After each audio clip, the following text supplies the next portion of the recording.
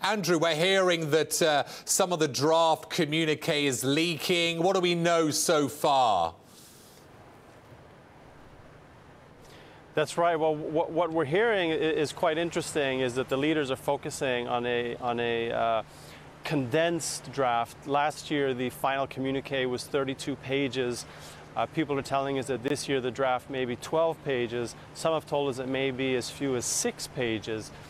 And so what that really tells us is two things. On one side, there's a lot of daylight between the positions of some of the countries, including the U.S. As you said, it's Trump's first visit here, and on issues such as climate change, he remains quite far from some of the other leaders. And so one thing that they might be doing here is by reducing the length of the statement, they can at least agree on some positions. And after the rocky NATO meeting, I think probably fair to say it didn't go as well as most people had hoped. Coming to the G7, they maybe want to finish on a strong note and see if everybody can at least agree on those 6 pages and come out united.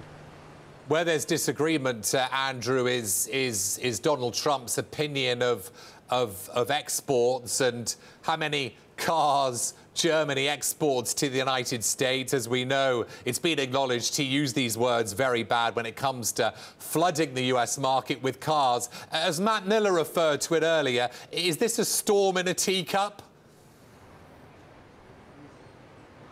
I mean, I don't know if it's a storm in a teacup. It's perhaps more symptomatic of the bigger issue, which is that when it comes to globalization and trade and economic policies, we're seeing a big reversal. We're seeing a big change.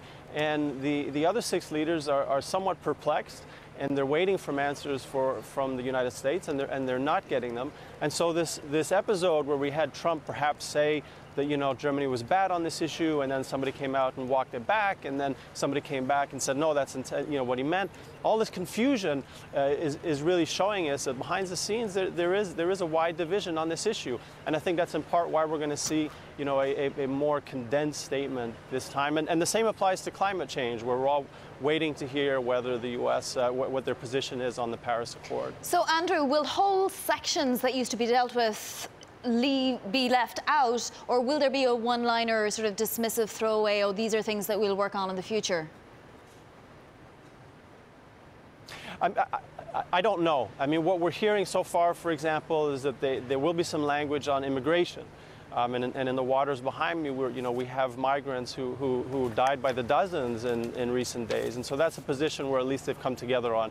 We're hearing there'll also be some sort of agreement on affirming gender equality as a right. And so some of this stuff is filtering out. We're picking up bits and pieces.